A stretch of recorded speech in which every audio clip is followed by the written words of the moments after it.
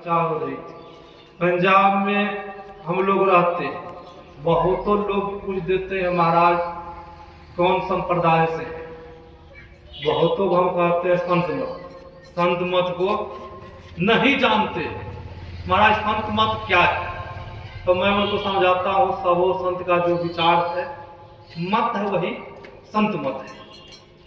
महाराज कौन सा अखाड़ा है,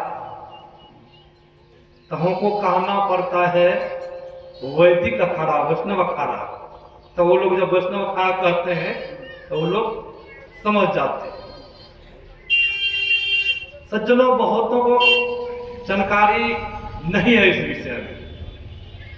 वो लोग वहां कुंभ के मेला में वो लोग अखाड़ा वाला जो है उनका बहुत वैल्यू है।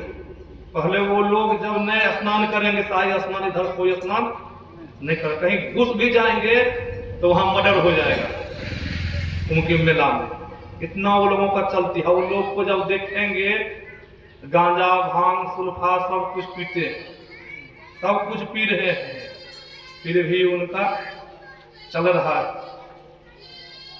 आप राजस्थान चले जाइए, हम लोग जाते हैं गुजरात, जूना अखाड़ा है, वहां पर भी सब लोग वो सब सुल्फा पीते हैं, गांजा पीते हैं, फिर भी उनका शिष्य। यहाँ बाबा कबीर कह रहे हैं, आप वेदांत को पढ़ेंगे, सतगुरु महाराज जी ने कहा है नशा करने से मन चंचल होता है, चंचल मन से भजन नहीं हो जाएगा। किसी का मन चंचल हो जाए भजन होने वाला नहीं। और मीट मांस के संबंध सतगुरु महाराज जी ने कहा मनुष्य शरीर को उत्तम शरीर कहा है वेद पुराण में, ज्ञानवान शरीर कहा है। मनुष्य को ज्ञान है इसलिए सत्संग सुन रहे हैं। पशु को ये ज्ञान है, सत्संग हो रहा साधु महात्मा आए, पशु को भले विषय भोग का ज्ञान है, परमार्थिक ज्ञान नहीं। सदगुरु महाराज जी ने कहा पशु में पसाव गुण होता है। पशु का मांस कोई खाएंगे, मनुष्य का मांस कोई खाएंगे तो उसमें कौन सा गुण आएगा? पशु का गुण आएगा ना। बहुत तो संप्रदाय में है, उसी में देख लीजिए जूना अखाड़ा के महंत थे नरसिंह मेहता, वहां के नरसिंह मेहता। नरसिंह मेहता के संबंध में उनके जीवन चरित्र को पढ़िए। नरसिंह मेहता भगवान श्री कृष्ण के भक्त थे। नरसिंह मेहता के यहाँ भगवान श्री कृष्ण आए थे न, तो कैसे भक्त थे? भगवान श्री कृष्ण को आना पड़ा भक्त हेतु भगवान प्रभु राम धरहु तनु रूप किए चरित पावन परम पराकृत नरनु रूप। भक्त के हेतु भगवान नरसिंह मेहता के लिए भगवान आ गए। नरसिंह मेहता के लिए जब भगवान श्री कृष्ण आए तो नरसिंह मेहता से कहा, नरसिंह मेहता मुझसे कुछ मांगना हो तो मांग लो। नरसिंह मेहता को मांगना चाहिए, मुझे सुल्फा चाहिए, धन संपत्ति चाहिए, मकान चाहिए। तो नरसिंह मेहता क्या मांगा था? नरसिंह मेहता गृहस्थ आश्रम में रहते थे, गृहस्थ आश्रम में रहते थे। और नरसिंह मेहता ने क्या मांगा? हे केशव, हे परमात्मा, हे कृष्ण, जब आप हम पर खुश है, प्रसन्न है, जब आप आए हैं, आप देने के लिए ही चाहते हैं तो मेरा घर जो बना हुआ ये उजड़ जाए। ऐसा कोई वर मांगेंगे, लोग तो कहते मेरा घर बन जाए, कि ऐसा आशीर्वाद लोग मांगते हैं। नरसिंह मेहता ने कहा मेरा घर उजड़ जाए। भगवान श्री कृष्ण ने कहा ये मस्त, ऐसा ही होगा। कुछ दिन के बाद होता क्या है, बना हुआ घर उजड़ गया। अब नरसिंह मेहता जो घर उजड़ गया, अब बाहर में रहते थे, जब बारिश होती थी तो पानी पानी। उनकी धर्मपत्नी कहती है महाराज भगवान श्री कृष्ण आए, आप कैसा वर मांग लिए, उनसे कैसा आशीर्वाद मांग लिए बना हुआ घर था उनको उजाड़ दिए, आपने कहा मेरा घर उजड़ जाए। नरसिंह मेहता ने कहा देवी इस घर में बार बार रंग पेंट कराओ, बार बार बनाओ, ये बार बार बनता है उजड़ता है। देवी अब मैं उस घर के अंदर बैठा हूं वो कभी नहीं उजड़ता है, आकाश कभी उजड़ने वाला है। देवी इस घर के अंदर बैठा हूं। देवी अब जब मेरे यहाँ भगवान श्री कृष्ण आएंगे उनसे फिर कुछ न कुछ मांगूंगा। कुछ दिन व्यतीत हुआ, फिर उनके यहाँ नरसिंह मेहता आ गए। ये भगवान श्री कृष्ण नरसिंह मेहता के यहाँ आ गए। भगवान श्री कृष्ण नरसिंह मेहता से कहते हैं नरसिंह कुछ मांगना हो तो मुझसे मांग लो। नरसिंह मेहता ने कहा प्रभु जब आप हम पर प्रसन्न है, खुश है, तो मेरा बेटा मर जाए। ऐसा कोई वर मांगेंगे? लोग देखते हैं, बहुतों लोग आते हैं मेरे पास, बाबा के पास आते हैं, महाराज जी बच्चा को आशीर्वाद दीजिए, दीर्घायु हो। ऐसा नहीं कोई आज तक कहा है कि महाराज आशीर्वाद दीजिए अल्पायु हो, ऐसा कोई नहीं मिला। नरसिंह मेहता कैसे भक्त। भगवान श्री कृष्ण ने कहा ये मस्तु ऐसा ही होगा समय आने। भगवान श्री कृष्ण चले गए। कुछ दिन के बाद उनका पुत्र मर गया।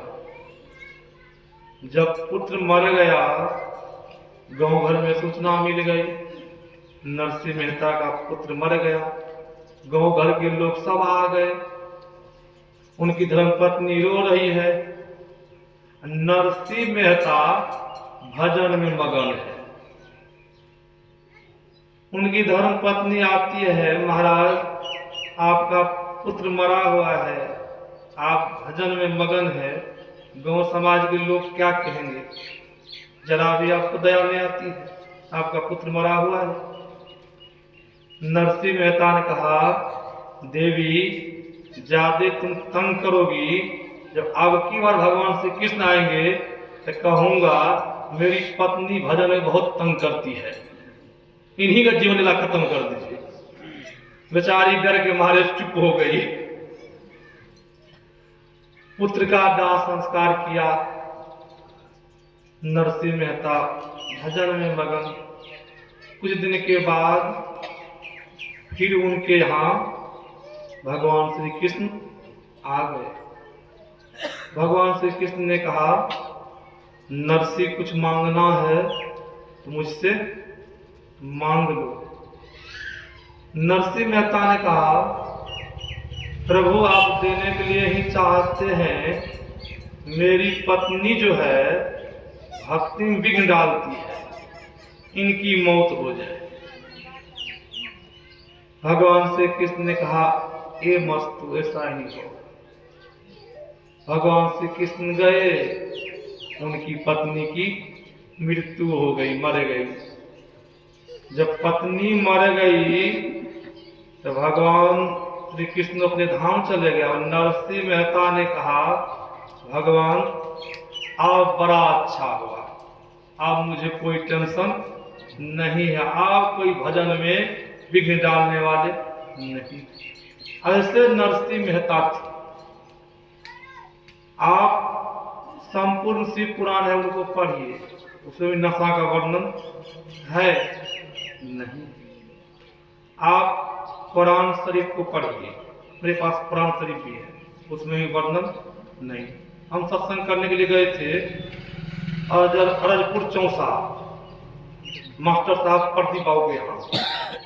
होता क्या है, सत्संग जब संपन्न हुआ हम टहलने के लिए निकले, मेडिकल चले गए। हम मेडिकल दवाई लेने के लिए, मेरे सागर भाई भी साथ में थे। मेडिकल पर लड़का को बैठे हुए थे। आजकल देखो करते मोच दाढ़ी नहीं रखते, नहीं दाढ़ी थी नहीं मोच थी। मैंने वो लड़का हमसे कहा महाराज आप लोगों का सत्संग बड़ा अच्छा होता, आप एक ईश्वर को मानते। तो मैंने कहा मानना ही चाहिए ईश्वर को सबको।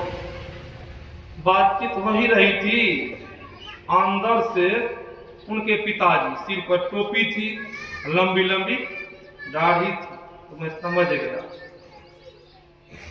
तो मैंने मोहम्मद साहब की चर्चा की। हम बोले हमारे सतगुरु महाराज जी भी मोहम्मद साहब बड़े कुछ कोटि के महापुरुष थे, उनका भी जीवनी को मैं पढ़ा हूँ मोबाइल पर। जब मैंने कहा इस तरह उनको खुशी हुई। मैंने कहा मैं संक्षिप्त रूप में मोबाइल पर पढ़ा हूँ, मेरी इच्छा होती है कहीं हिंदी अनुवाद में मिले तो मैं खरीदूंगा। तो मौलाना साहब ने कहा महाराज मिल जाएगा। मैंने कहा मुझे दीजिए, मुझे इतना पैसा लगेगा मैं देता हूँ। वो तो नहीं दे पाया, तो मैंने दिल्ली से मंगाया। तो हम मौलवी साहब को बहुत खुशी हुई, बातचीत हो रही है। मैंने मौलवी साहब से पूछ दिया कि बताइए मौलवी साहब, मौलाना साहब को हजरत मोहम्मद साहब का क्या आदेश है? क्योंकि मौलवी साहब को बोल देते हम भी पढ़े हैं संक्षिप्त रूप में, विस्तार रूप में नहीं पढ़ा हूँ, संक्षिप्त रूप में पढ़ा हूँ मोबाइल में। तो मैंने देखा मौलवी साहब नहीं बोले, तो मैंने कहा मुसलमान के लिए आदेश है हजरत मोहम्मद साहब का 5 वक्त नमाज अदा करना। तो उन्होंने कहा हाँ महाराज ठीक करते।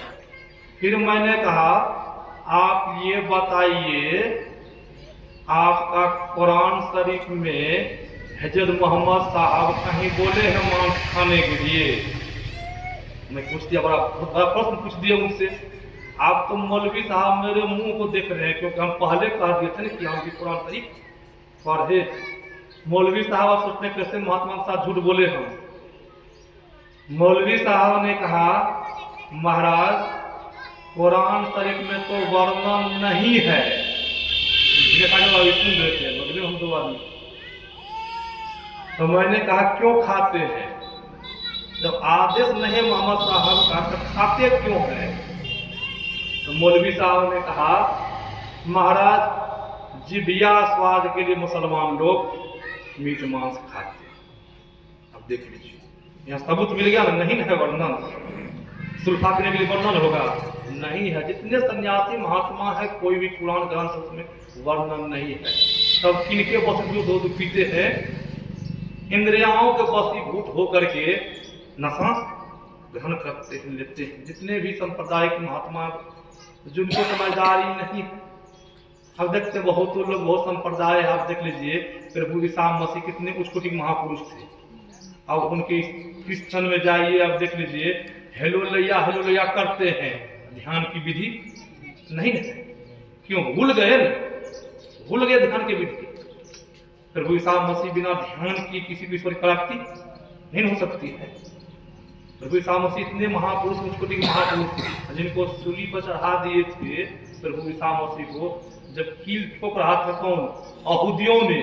इसलिए यहूदियों ने किया था उस समय यहूदियों की बरकस, उनके नाम नहीं हो रहा था, नाम प्रतिष्ठा के लिए कि इनका नाम हो रहा हर जगह, मेरा नाम नहीं। वो लोगों में बैठक हुई, वो लोगों ने कहा न रहेगी बांस न बजेगी बांसुरी। इनको सूली पर चढ़ा देते हैं, सूली पर कील ठोक ठोक के चढ़ा देते हैं ना। हम आप मोबाइल में टीवी में देखते हैं, पढ़ते भी हैं बाइबल में। उनको पूरा जब जिस समय कील ठोक रहा था प्रभु ईसा मसीह को, तो प्रभु ईसा मसीह ने कहा अरे मेरे शरीर को तुम दुख दे सकते हो, मुझे कोई दुख नहीं दे सकते हो। आपने सुना होगा बंदा वीर बहादुर बंदा को औरंगजेब ने तावा पर गर्म तावा लेटा दिया था, उनको पूरा उनको मांस पका दिया, शरीर का मांस पका दिया था। और औरंगजेब चिंता से उनका मांस खींचते थे और कहता था बंदा बहादुर सिंह कैसा लग रहा है? तो बंदा वीर बहादुर ने कहा कैसा लगेगा, तुम मेरा शरीर का मांस नोच रहा, मुझे कोई फर्क नहीं पड़ रहा है। संत कैसे? मुझे कोई फर्क नहीं पड़ रहा, तुम नोचो शरीर का मांस, कितना नोचोगे? अब सूली पर चढ़ा दिया, मतलब मुझे तुम कष्ट नहीं दे सकते। अब उनके जो अनुयायी थे ईसा मसीह के क्रिश्चियन सब, कोई डर के मारे नहीं बोल रहे थे उस समय, कहीं बोलेंगे कहीं हम ही नहीं चढ़ा दे सूली पर, कोई नहीं बोल रहे थे। जब सब रोते रोते अपने अपने घर की तरफ चल दिए निराश होकर, जो प्रभु ईसा मसीह के एकनिष्ठ भक्त थे उनको प्रभु ईसा मसीह उधर से आ रहे दर्शन दिए। अब देख लीजिए ऐसे होते हैं संत। अब उनके संप्रदाय में देख लीजिए अभी सिर्फ हेलो लैया होता है, मीट मांस भी खाते हैं, कोई ध्यान की विधि। ये सब का ये सब अज्ञानता में गलती होती है, उनकी जानकारी भूल गए हैं वो लोग, क्या वेद कर रहा है, कुरान क्या कर रहा है।